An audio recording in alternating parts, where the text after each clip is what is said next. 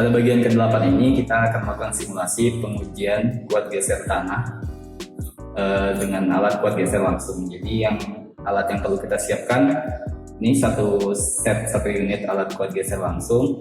Kemudian untuk persiapan sampelnya kita cetak menggunakan ring cetak tanah. Nah, tanah yang kita ambil itu biasanya menggunakan tanah asli di lapangan. Jadi tanah kondisi belum terganggu di lapangan. Kalau teman-teman masih ingat percobaan ketiga menguji kepadatan tanah, nah kurang lebih seperti itu, tanahnya diambil langsung di lapangan, atau bisa menggunakan namanya benda uji UDS atau undisturbed sample. Jadi tanahnya kita ambil pakai tabung, kita bawa ke laboratorium, kemudian kita ambil menggunakan ring cetak ini. Nah, tentunya tabung UDS-nya harus lebih besar diameternya daripada ring cetak ini. Nah, ini kita sudah siapkan contoh tanah yang sudah kita buat menggunakan ring cetak ini. Jadi tanahnya nanti ketika ditancapkan, yang keluar dirapikan sehingga volume tanah sama dengan volume bagian dalam ring. Nah, ini kita sudah dirapikan, tinggal kita masukkan ke dalam kotak gesernya. Nah, ini saya jelaskan dulu bagian-bagian dari alat uji gesernya.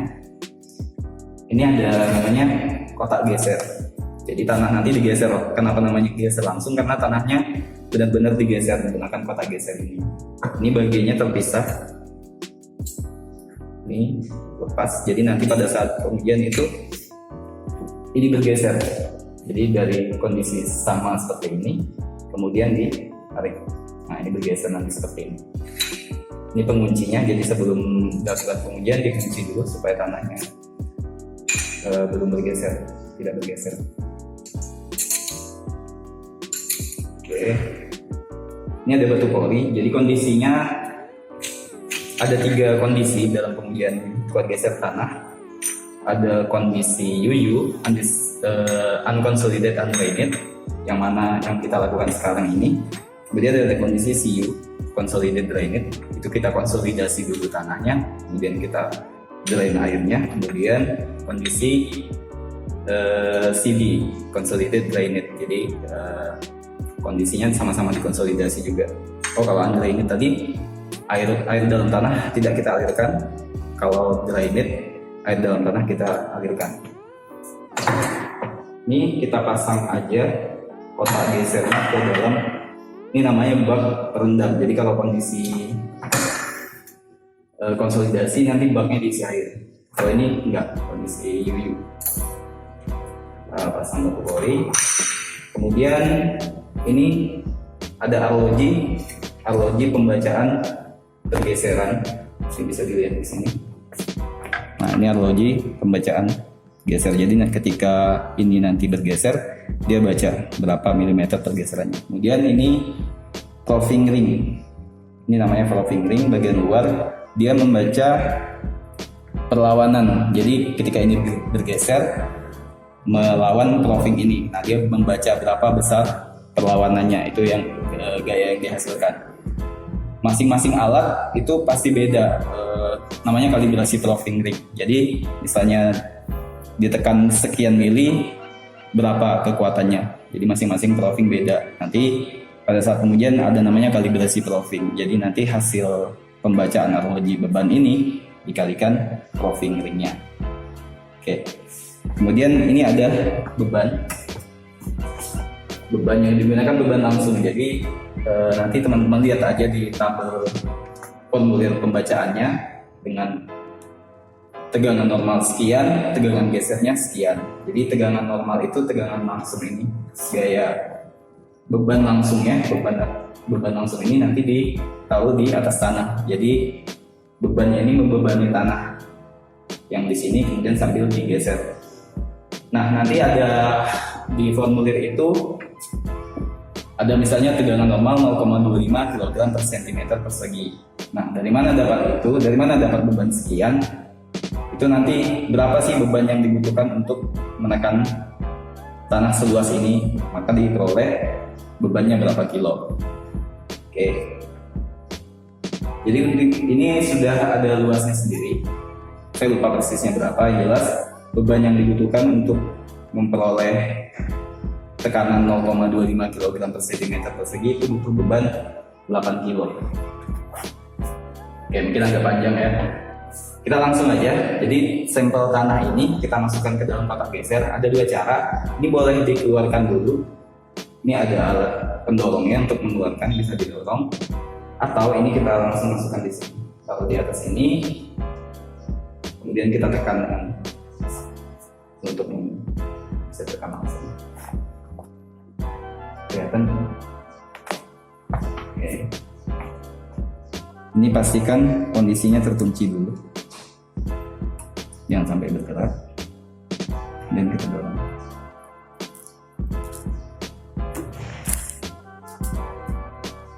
Ini biar berpasar tanahnya. Ayo. Ini tanahnya udah masuk.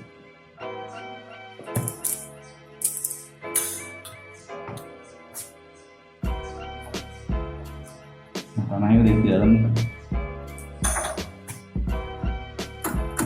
Jadi kalau kondisi misalnya CD atau CU, itu kita tambah batu pori lagi di atasnya. Oke, setelah tanahnya masuk, kita pastikan ini ada engkolnya diputar.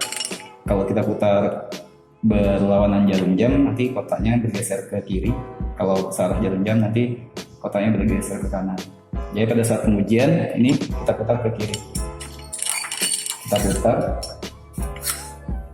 putar sampai arloji pada 12 fingering ini membaca perlawanan di sini. Jadi tandanya membaca ini mulai bergerak.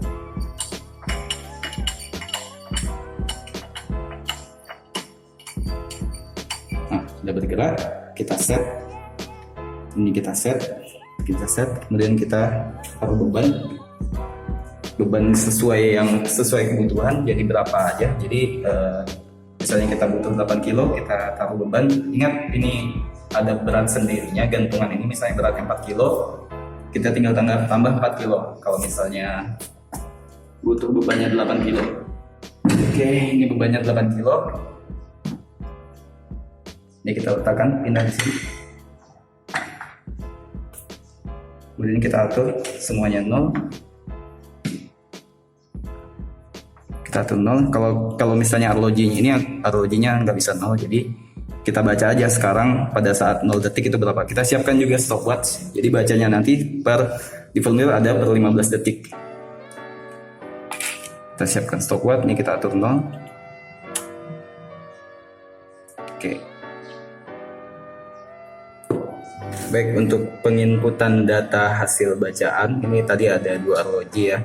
Nah, untuk arloji ini, arloji pergeseran, ini arloji di firmware ada arloji cincin beban yang ini, arloji pergeseran yang ini. Ini simbolnya kita tulis A, sini B.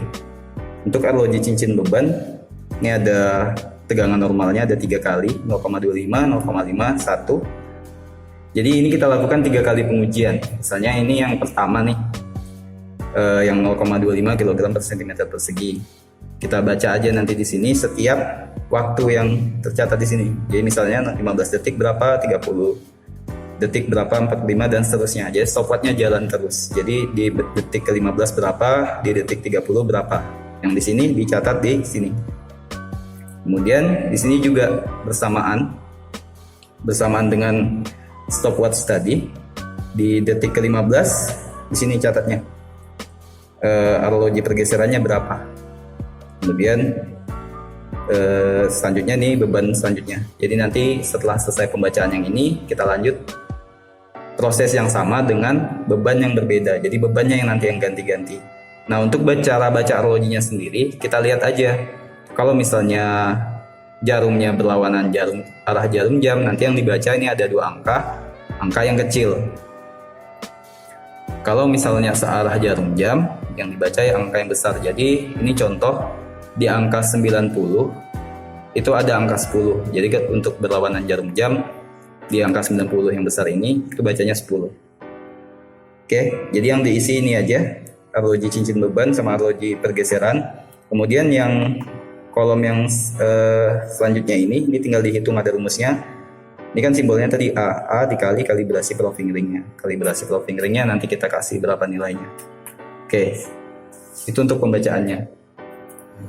Baik, sekarang proses pembacaan kita lepas terlebih dahulu penguncinya, kunci kotak gesernya. Kemudian kita siapkan stopwatch, siap baca, kita siap pegang pedalnya. Ini bersamaan stopwatchnya jalan, bersamaan dengan ini kita putar. Kita mulai, kita coba 1, 2, 3.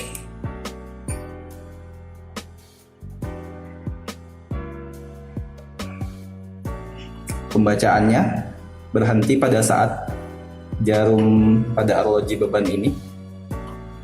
Ini contoh 15 detik. Nah, ini udah mulai turun.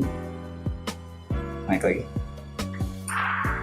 Pada saat jarum pada arloji beban ini turun atau dia konsisten sebanyak 3 kali. Nah, pada saat itu kita berhenti lakukan pengujian.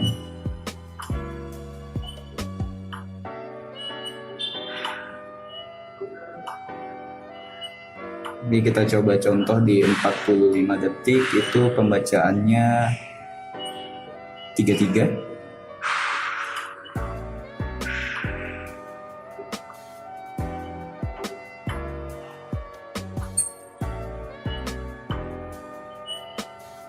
Satu menit 34.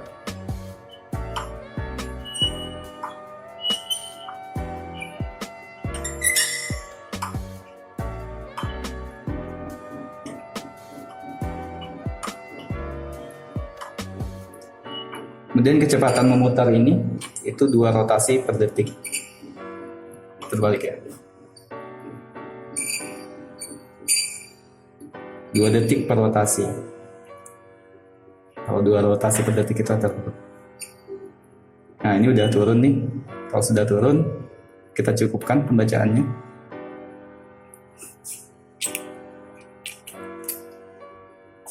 Kita cukupkan, kemudian kita kembalikan bebannya. Dan kita angkat kotak gesernya.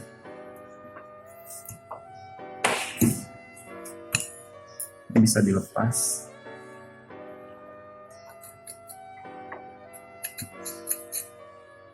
Nah, ini hasil tanahnya nih bergeser. Kira-kira seperti ini. Kalau mau dilihat lagi bisa diangkat.